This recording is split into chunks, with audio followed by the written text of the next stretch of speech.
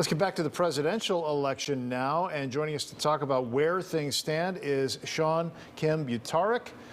He's an assistant professor of political science at North Central College.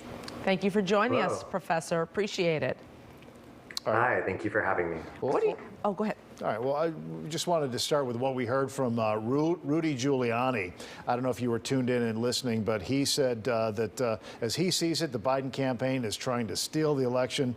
For his part, the vice president said we're not going to be bullied into conceding here. Where do you think things stand, and what are you expecting as the week goes on? Absolutely. So looking at where things stand, Democrats clearly aren't out of the woods yet, but things do look promising for them. Biden has squeaked out some narrow leads in the Midwest. Nevada remains to be called. State officials have indicated they'll provide some results tonight. It's unclear whether or not that's going to give us a winner. If Biden does manage to take Nevada, though, he is going to cross the threshold, making him the projected winner. So that does look promising for Democrats. Can we break down who we thought voted for whom, as far as suburban women, black voters, Latinos? Absolutely. So there's been some really interesting movement in this election. If we look to President Trump's base, white men and white women, exit polls are presenting something of a mixed picture. Some have suggested, in fact, that President Trump is trending higher with white men and white women than he did in 2016, while others have suggested that there's been a slight decline in his support among white voters. What's particularly interesting about this is it shows something about the resiliency of white voters' commitment to the president in the face of what has been a particularly bruising election season with overtly racist appeals. Likewise, for Biden, yes. Right, and likewise, if we look to Latinx voters who are moving in different directions, depending on where you look, there's some really interesting trends for us to keep track of. So Trump captured half of Latinx voters in Florida, up 15% from 2016, and Cuban American voters in the Miami-Dade were essential to this happening.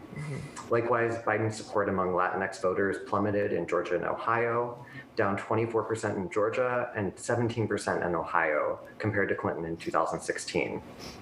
What's interesting, though, is Biden actually fared significantly better among Latinx voters in Arizona than Clinton did in 2016. And so what does this tell us then about Latinx voters? Well, it tells us that they're not a monolith, that they're not a sleeping giant that are going to move together as one racial group. And this is going to be really crucial for both parties to recognize as Latinx voters account for a rapidly growing share of the voting population. Well, when we heard the president make his comments at the White House yesterday, he used the word fraud, that there was a fraud that was being perpetrated on the American voter. Do you think that there was a fraud afoot here? No, unfortunately. I mean, fortunately, no. By any available measures to us, polls were conducted yesterday as expected, although there were higher rates of mail-in voting this year. In fact, if we look at any available reputable academic study when it comes to voting by mail, in fact, voting by mail is the most safe and secure way to vote. So unfortunately, contrary to the arguments that are being made, there's no real available academic evidence to actually support those claims. Assistant Professor of Political Science at North Central College, Sean Kim Butarik, thank you so much. Be safe, be well. Great, thank you. Thank you.